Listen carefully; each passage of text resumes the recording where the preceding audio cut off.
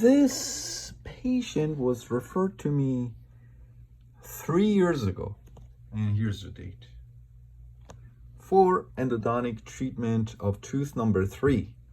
Patient said 3 years ago when he first came to see me that he had a toothache. He went and saw his dentist, and his dentist looked at his teeth and said perhaps tooth number 3 is cracked, and recommended a crown. So the dentist had prepared the tooth for a crown when he came to see me 3 years ago. As you can see, patient had a temporary crown on the tooth and said tooth bothered him to biting down on and hot and cold. So I said okay, and he said he was scheduled to get the new crown the next day, and he wanted to make sure that the tooth didn't need a root canal before the new crown was cemented on. I said, all right, let's take a look. So,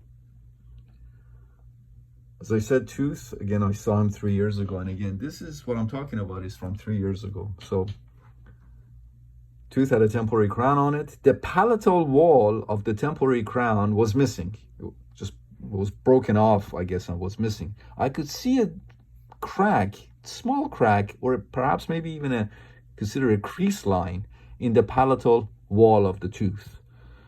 It was a little bit tender to percussion. Palpation was within normal limits. Probings were 2 to 3 millimeters all around. Cold test, I cold tested the tooth, and it was kind of inconclusive to cold. Number 2, slightly tender to percussion, palpation within normal limits, and probings 2 to 3 millimeters. Biting, chewing on both teeth, a little bit tender on both of them. And cold test the tooth number 2, and again, it was inconclusive. Patient just wasn't sure if he could feel the cold sensation or what. As I said, that's why it's you really, with the cold test, you really can't put too much emphasis on it. It's always cold test in conjunction with other tests. So at the time, I told him, I said, listen, I'm not sure right now about this tooth number 3. Why don't you delay the crown delivery, which you're scheduled for tomorrow? Why don't you just tell your dentist to just give things a little bit more time? You have a temporary crown on it, it's fine. You don't have much pain. Just give things maybe a few more weeks, and let's see what develops. And he said, fine. And that was 3 years ago. Never heard from him ever again. Until a few days ago, when he came to see me for the same reason. And that's the date, as you can see, 10/14/2024. Today is 10/15, yesterday, basically. Came to see me yesterday complaining of the same thing. I have an ache, he said, on the upper right side, and he was pointing to tooth number 3. Like, it's this tooth here. No temperature sensitivity, but discomfort when he would bite down, when he would try to chew his food, and then just pain that would come and go, achiness that would come and go. No pain, just achiness. So I said, okay, let's see what we have today. And again, he was pointing to tooth number 3, and his dentist also was thinking that it was tooth number 3. I always test the opposing dentition, so teeth number 29, 30, and 31. The posterior teeth on the lower right side, and they all responded within normal limits to percussion, palpation, and biting, chewing. Number 3, tender to percussion, palpation within normal limits, chewing and biting down on the tooth, tender. Probings 2 to 3, 4 millimeters all around.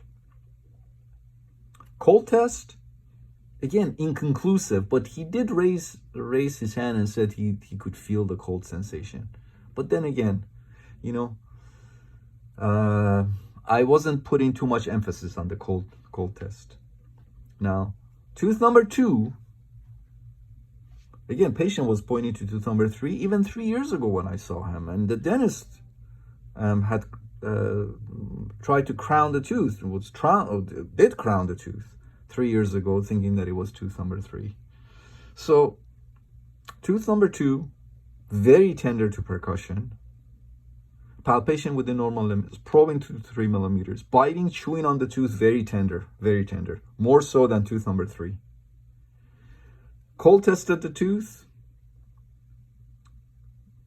had to keep the cold cotton pellet on the tooth for good like 6-7 seconds, and then patient said, I think I feel a little something. Again, couldn't rely on the cold test. And let's look at a couple of different angulation PAs. Look at this angulation here. Look at this periapical lucency associated with the palatal root of tooth number 2. And again, I'm telling you this because 3 years ago when I first saw him, he had gone to his dentist complaining of some discomfort and everything, and his dentist thought it was tooth number 3. So the dentist crowned tooth number 3, had a temporary crown of the tooth, came to see me, and I wasn't sure, so I didn't recommend root canal on the tooth. All right, so look at tooth number 2. You can see a periapical lucency associated with the palatal root there. All right, so I told him, I said, I think it's tooth number 2. I think it was tooth number 2 all along. So can you imagine if I did a root canal on tooth number 3? It would have been on the wrong tooth. The fact that I didn't render treatment at all, didn't recommend treatment, and I always tell you guys that sometimes no treatment is the best treatment. If you're doubtful, don't treat. So if I had 3 years ago, I'd done a root canal on tooth number 3, I would have done a root canal on the wrong tooth. So all along, it was tooth number 2. 3 years ago, it wasn't as obvious. Now is more obvious than 3 years ago. So that's why 3 years ago, as I said, when I saw him, I didn't recommend endodontic treatment. If I did, it would have been on tooth number 3, because tooth number 3 had a temporary crown on it, and the palatal wall of the temporary crown was missing, and I could see a little crack, and I could have probably convinced myself to do a root canal on tooth number 3. It would have been on the wrong tooth. So that's why I didn't recommend. I said, let's just not do anything. Let's give things some time. And as you can see, my training, my science, my knowledge, a lot of times I'm on the right side because I follow those fundamentals. And as I always tell you guys, diagnosis is the most important part of endodontics. So I scheduled them. He was hurting, so I scheduled them today for treatment. And before I placed my local anesthetic there for tooth number 2, I retested everything again, just to be safe. Again, tooth number 3 was tender to percussion and palpation and biting, but tooth number 2 was a lot more so than tooth number 3. All right, and this is because of referred pain. Even 3 years ago, number 2 was referring to tooth number 3. And tooth number 2 now, even 3 years later, is doing the same. But as you can see now, we have also a radiographic evidence. So today, and mind you, this patient, his opening is this much. And these were 23 millimeter and palatal was 25.5 millimeter long. The working lengths were. So on a patient whose opening is this wide, I literally told them, I did this root canal for you while you had your mouth closed. His mouth was literally closed most of the time as I was doing this root canal. On tooth number 2, with 23 and 25.5 millimeter long canals. And take a look. And we had to go through a porcelain crown, of course.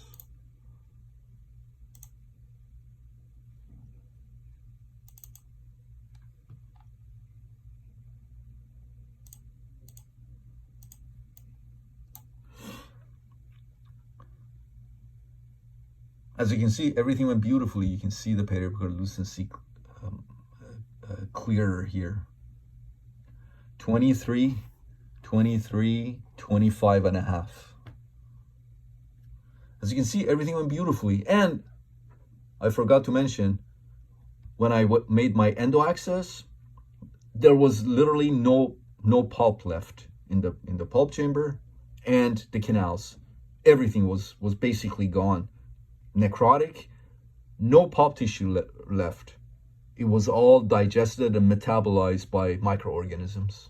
So this was indeed the right tooth. I work under a surgical operating microscope, so I can see, I can clearly see if there is pulp tissue, if there isn't pulp tissue, if there is pulp tissue but with liquefactive necrosis.